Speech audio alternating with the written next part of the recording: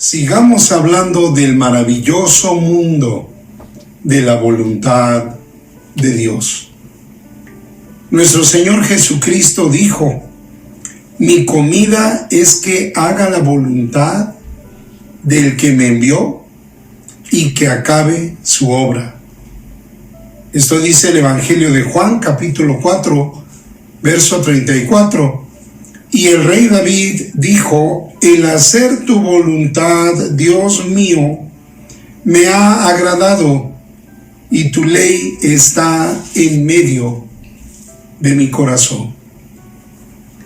El mundo maravilloso de la voluntad de Dios. Tengan la bondad de abrir sus Biblias en el libro de los Hechos, capítulo 9. Quisiera yo, de una manera sencilla, utilizar el testimonio de conversión de Saulo de Tarso para ilustrar cuál es la puerta, por dónde entrar, cómo llegar al conocimiento de la voluntad de Dios. Y quiero invitarlos para que ahí en el libro de los Hechos, capítulo 9, todos juntos veamos el proceso que vivió Saulo de Tarso, posteriormente conocido como el apóstol Pablo, para llegar al conocimiento de la voluntad de Dios. La puerta para conocer la voluntad de Dios es ser hijos de Dios. Dice la Sagrada Escritura en el libro de los Hechos, capítulo 9, versículo 5, que cuando Cristo encuentra a Saulo de Tarso en el camino y lo deslumbra con su gloriosa y potente luz y lo deja ciego, Saulo de Tarso atina a hacer dos preguntas. La primera pregunta fue: ¿quién eres, Señor? Es curioso, pero Saulo de Tarso había perseguido a los cristianos de su tiempo. Se hace evidente que estaba informado de los eventos que ellos tendrían.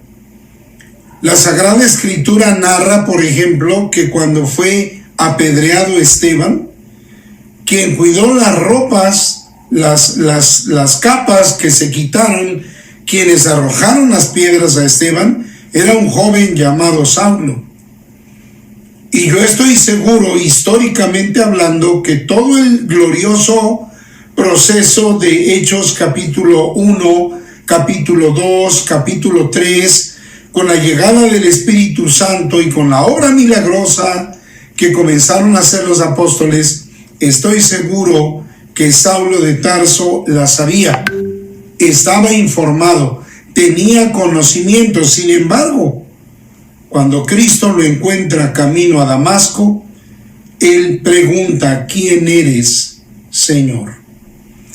No basta con estar en eventos cristianos. No basta con escuchar prédicas cristianas. No basta inclusive con repetir oraciones cristianas o evangélicas, o inclusive con leer la Biblia. Se hace necesario, según la experiencia del apóstol Pablo, saber exactamente quién es Jesús, quién es Jesucristo, el Hijo de Dios, el Salvador del mundo. Y él preguntó: ¿quién eres, Señor? Y a partir de allí comenzó una relación personal. Ir al templo ayuda, repetir oraciones ayuda, leer trozos de la Biblia es muy bueno, cantar canciones cristianas es fenomenal, pero la relación con Cristo es fundamental para efectos de ser salvo, para efectos de que nuestros pecados sean perdonados, para efecto de que nuestro nombre sea escrito en el libro de la vida y para efecto de cuando terminemos nuestra existencia en este mundo, podamos ir a disfrutar a las mansiones celestiales con Cristo. ¿Quién eres, Señor? Y nuestro amado Salvador le respondió claramente, concretamente: yo soy Jesús, a quien tú persigues.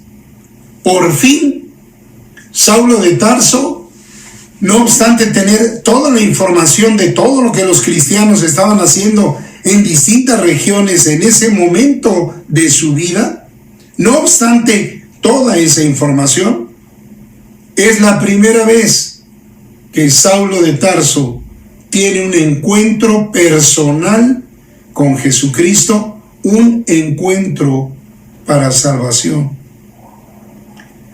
La segunda pregunta que Saulo de Tarso atinó a hacer fue la pregunta del quebrantamiento, la pregunta de la entrega, la pregunta de me doy, la pregunta de un rompimiento total con su estilo de vida, con su forma de pensar, de sentir y de actuar.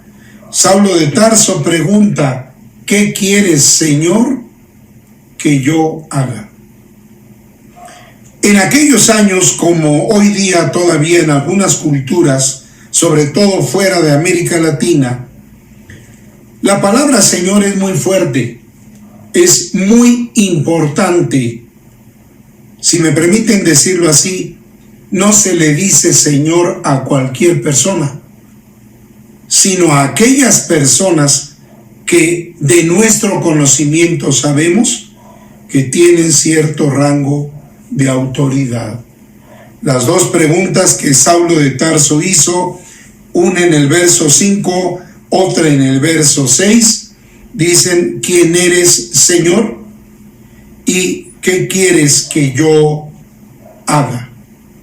Se inicia una relación personal de Saulo de Tarso con Jesucristo y se inicia una sujeción personal de Saulo de Tarso con Jesucristo.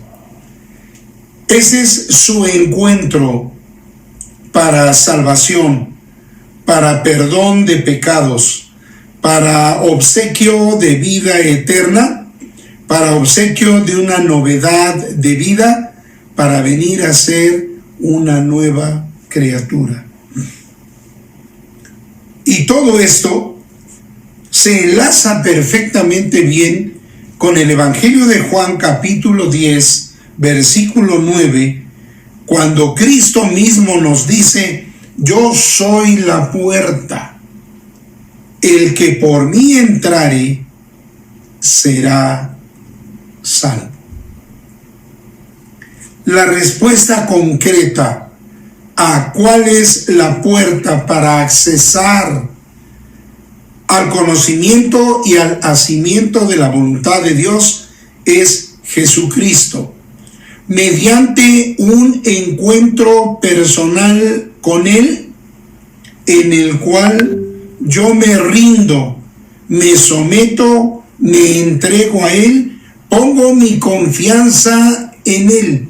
Se acabaron todos mis dogmas, se acabaron todas mis posturas doctrinales, se acabaron todos mis esquemas filosóficos, no hay más.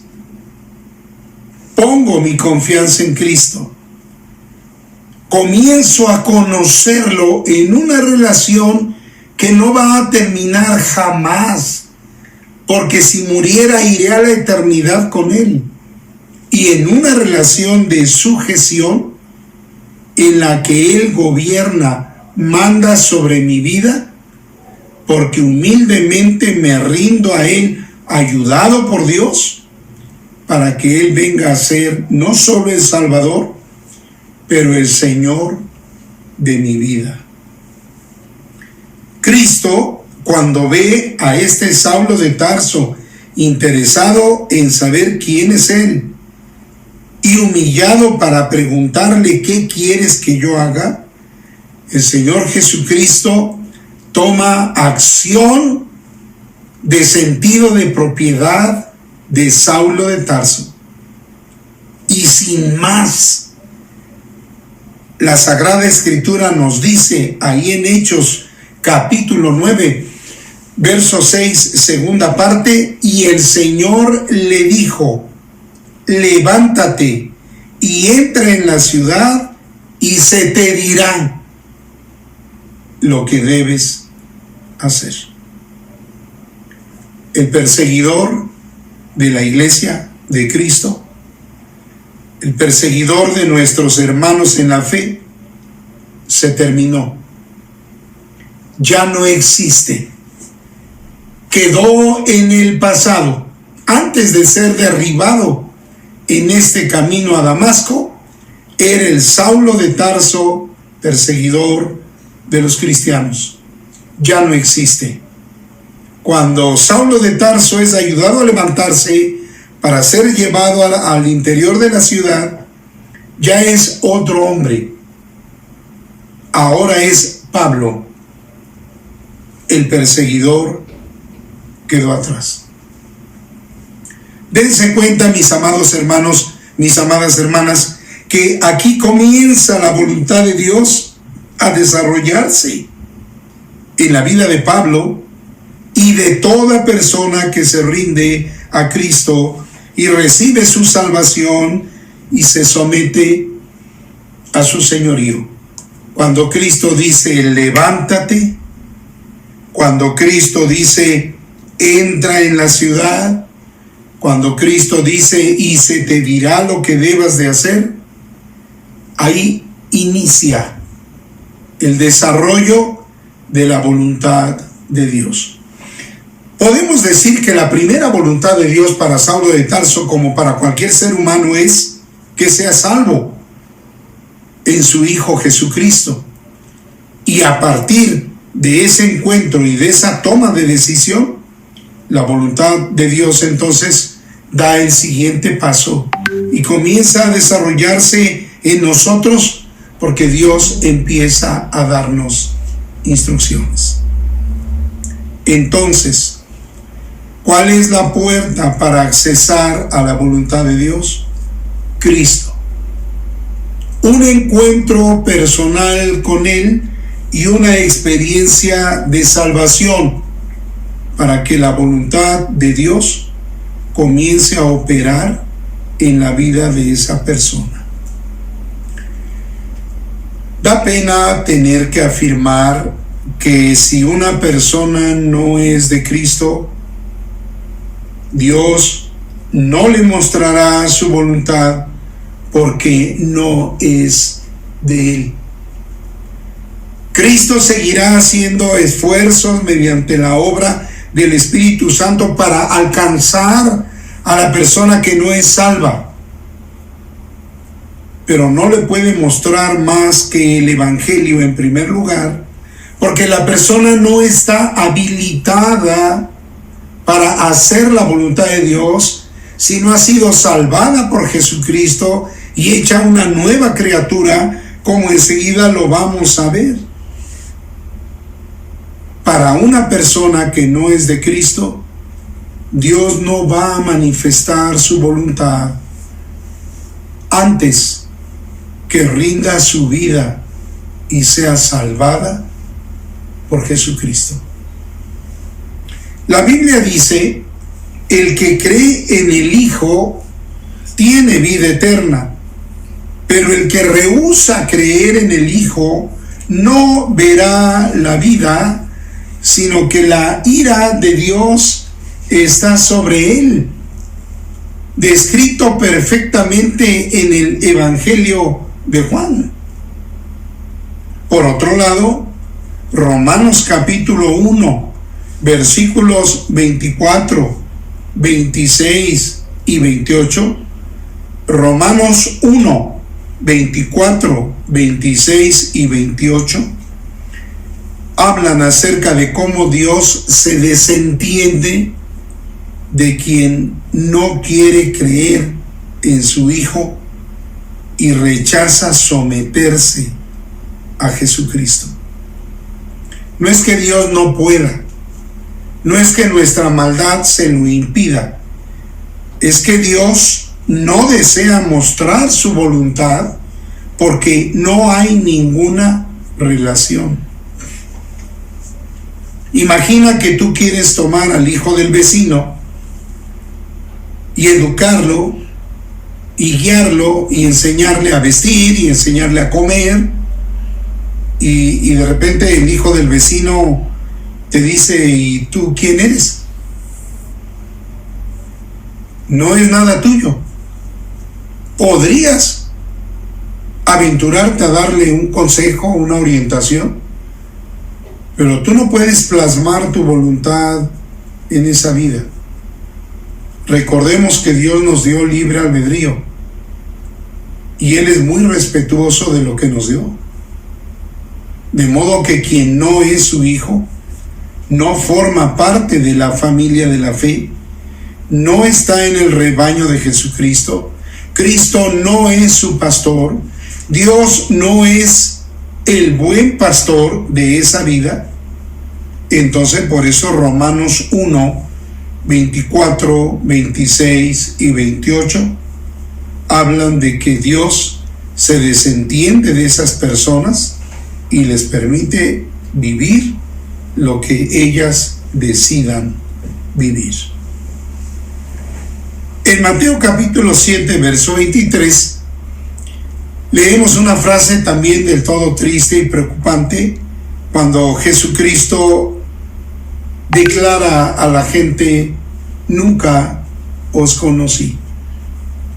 Porque, insisto, ir a un templo, cantar un himno, un cántico, leer un trozo de la Biblia, no nos da en sí mismos el privilegio automático y pleno de tener una relación con Jesucristo. Pablo, cuando era Saulo de Tarso, seguramente sabía mucho de la iglesia de Cristo, de los cristianos, y seguramente de Cristo mismo de oídas, pero no lo conocía hasta que tuvo un encuentro personal con Él. Amados, la puerta para entrar al maravilloso mundo de la voluntad de Dios es Cristo mediante un encuentro personal con Él. Si tú eres hijo de un cristiano, qué bueno. Si tú eres nieto de una familia cristiana, excelente. Pero si tú no has tenido un encuentro personal de salvación con Jesucristo, no vas a poder entrar a su mundo maravilloso de la voluntad de Dios. No podrías entenderla y no tendrías el poder para vivirla.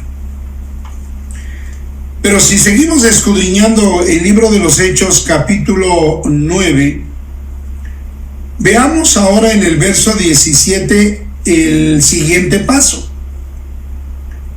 Saulo de Tarso ya está dentro de la ciudad de Damasco, ya está en la casa de un varón, y ya Ananías fue enviado por Dios para imponerle las manos para que recobre la vista y sea lleno del Espíritu Santo. Cuando una persona tiene un encuentro personal de salvación con Jesucristo y se rinde a Él, de inmediato recibe la persona del Espíritu Santo dentro de sí. Porque según palabras de Jesús en Juan 16, versículo 13, el Espíritu Santo nos guiará a toda la verdad. Entonces, me rindo a Cristo. Él es mi Salvador ya. Me envía su Espíritu Santo. Él viene a morar dentro de mí y me empieza a conducir en cada momento de mi vida. Quiero que vean en Hechos 16:10 la importancia de la presencia del Espíritu Santo en la vida del apóstol Pablo. Hechos 16:10 dice que el apóstol Pablo quería entrar en Asia para ministrar. Y claramente dice allí, Hechos 16:10, que el Espíritu Santo se lo prohibió. Entonces, el Espíritu Santo está guiando ya al apóstol Pablo. El apóstol Pablo entiende la prohibición y entonces decide ir a Bitinia. Dice Hechos 16:10 que el Espíritu Santo se lo impidió. ¿Estaba mal ir a ministrar a Asia? ¿Estaba mal ir a predicar el Evangelio a Bitinia? No. No, pero cuando ya somos de Cristo, lo que se ha de hacer en nosotros es la voluntad de Dios, no la nuestra. Ocurrencias, imaginaciones, ideas, pensamientos, intenciones muy nobles, muy loables, muy buenas. No, nada de eso funciona ya en la vida de un hijo de Dios. Lo que debe actuarse es la voluntad de Dios. Seguimos ahí en Hechos 16:10, pero dice ahí que el Espíritu Santo en Troas le da la visión de ir a la provincia de Macedonia, específicamente a Filipos. Y entonces el apóstol Pablo, entendiendo que es de Dios, toma dirección a Macedonia, llega a Filipos, y ustedes pueden deleitarse leyendo la carta a los filipenses, que es exquisita, porque es la carta del gozo en el Señor. Paso 3. Recuerden, idea número 1. La puerta para accesar al mundo de la voluntad de Dios es un encuentro personal de salvación con Jesucristo. Yo me rindo a Él. Paso 2. Entonces Él envía a su Espíritu Santo que me toma, me controla, me llena para dirigirme, para guiarme, para darme poder, para vivir la voluntad de Dios. Y entonces yo empiezo a funcionar bajo la dirección del Espíritu Santo. Cero intenciones, cero pensamientos, cero esquemas filosóficos, cero lógica, cero costumbres sociales de mi contexto cultural, etcétera, etcétera, etcétera. Cero. La voluntad de Dios manifiesta por medio de la dirección del Espíritu Santo a mi vida. Paso 3. Fue bautizado. Dice el libro de los Hechos, capítulo 9, versículo 18, que el apóstol Pablo fue bautizado. Permíteme hacer aquí un paréntesis para tocarte la campanita y llamar tu atención, porque lo digo con todo respeto y con todo cariño, pero hoy es muy fácil bautizarse. Tú vas y hablas con tu pastor y le pides ser bautizado, te hace algunas preguntas, a veces te da un cursillo bíblico y te bautizas. Muchas personas se han bautizado para no volver a la iglesia. ¿Ustedes imaginan la trascendencia de que un fariseo de fariseos fuese bautizado en la fe de Jesucristo? ¿Ustedes se imaginan el escándalo?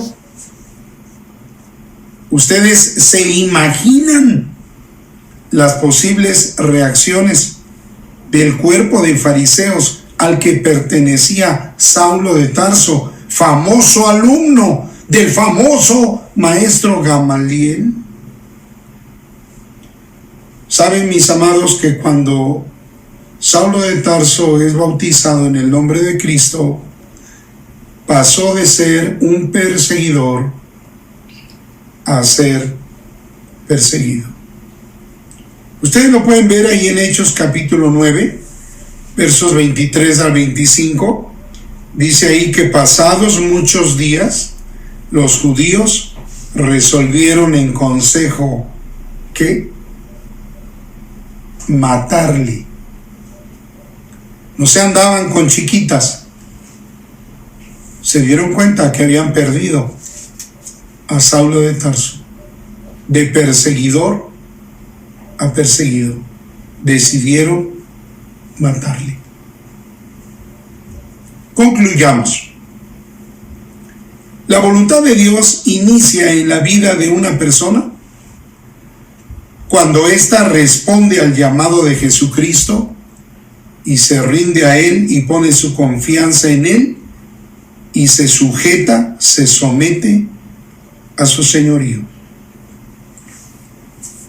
La voluntad de Dios continúa manifestándose en la vida de la persona que es de Cristo cuando el Espíritu Santo ha venido a él o a ella para darle la capacidad de conocer su voluntad y hacerla